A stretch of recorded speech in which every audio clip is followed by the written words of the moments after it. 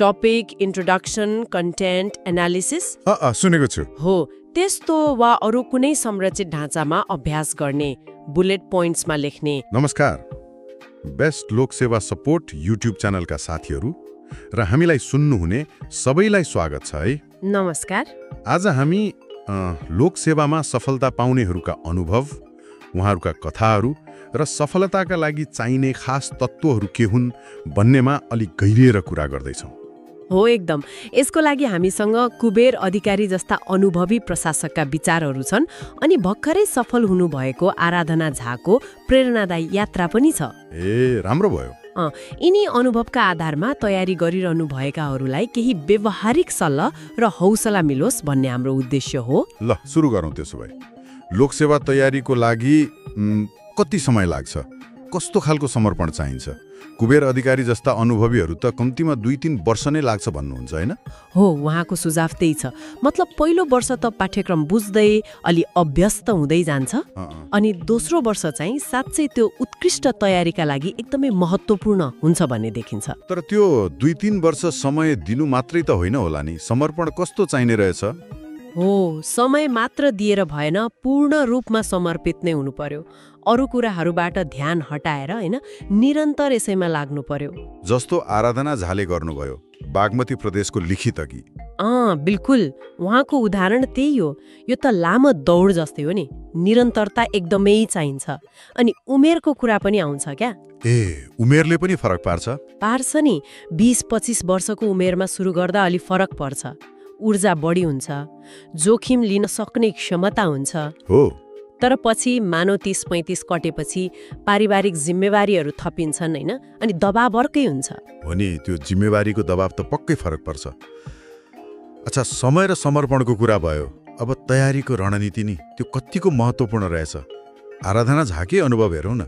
उहाँले त सुरुमा पहिलो पत्र मतलब त्यो जीकेआईक्यूमा मात्र ध्यान दिनुभएछ अनि 14 पटकसम्म पहिलो पत्र पास भएर पनि लिखितमा फेल हुनुभयो रे।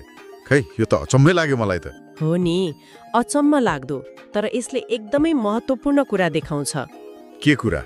यसले के देखाउँछ भने सुरुदेखि नै सबै पत्र मतलब पहिलो, दोस्रो, तेस्रो सबैलाई उत्तिकै प्राथमिकता दिनुपर्छ। सन्तुलन मिलाउनै पर्यो।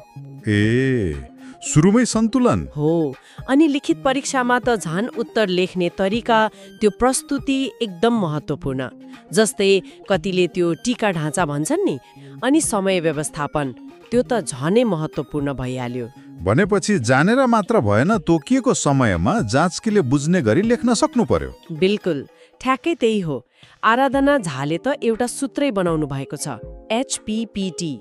HPPT त्यो भनेको? उहाँका अनुसार हार्ड वर्क माने कडा परिश्रम, अनि पेशेन्स धैर्य, प्र्याक्टिस अभ्यास र टाइम म्यानेजमेन्ट समय व्यवस्थापन। HPPT hard work, patience, practice, time management. राम्रो सूत्र रहेछ।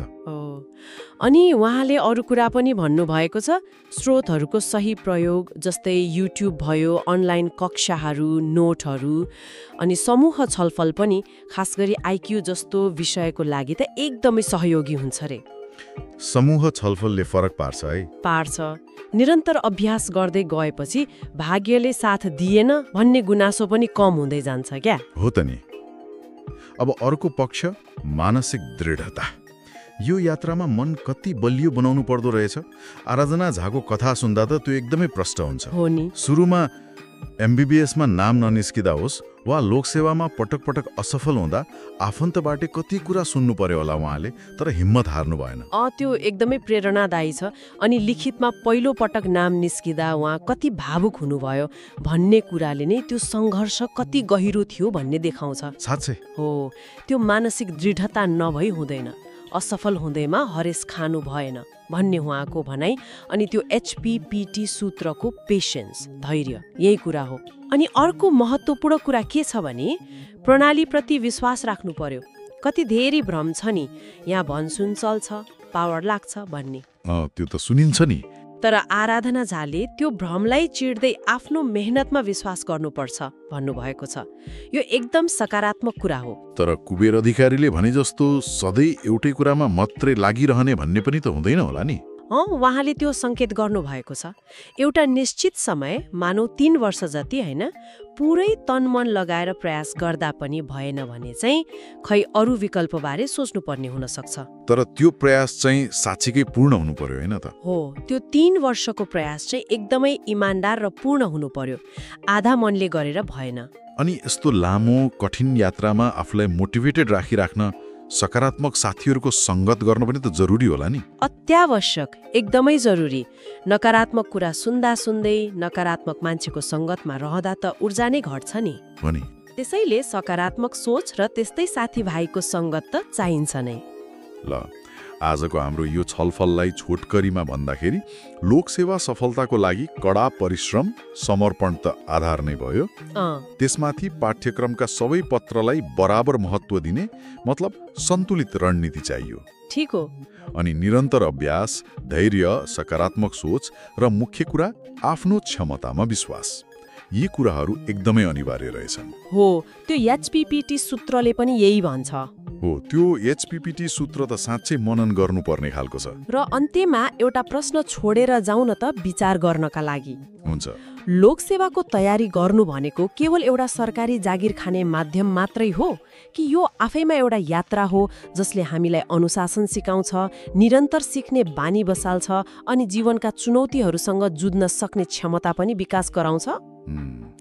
गहिरो प्रश्न हो। यो बृहत पक्षलाई तयारी गरिरहनु भएका साथीहरूले आफ्नो दैनिक प्रयासमा कसरी जोड्न सक्नुहुन्छ होला, यसबारे सोच्दै गर्नुहोला। हुन्छ, पक्कै पनि। ल त, आजलाई यति नै गरौँ। हस्, नमस्कार। नमस्कार।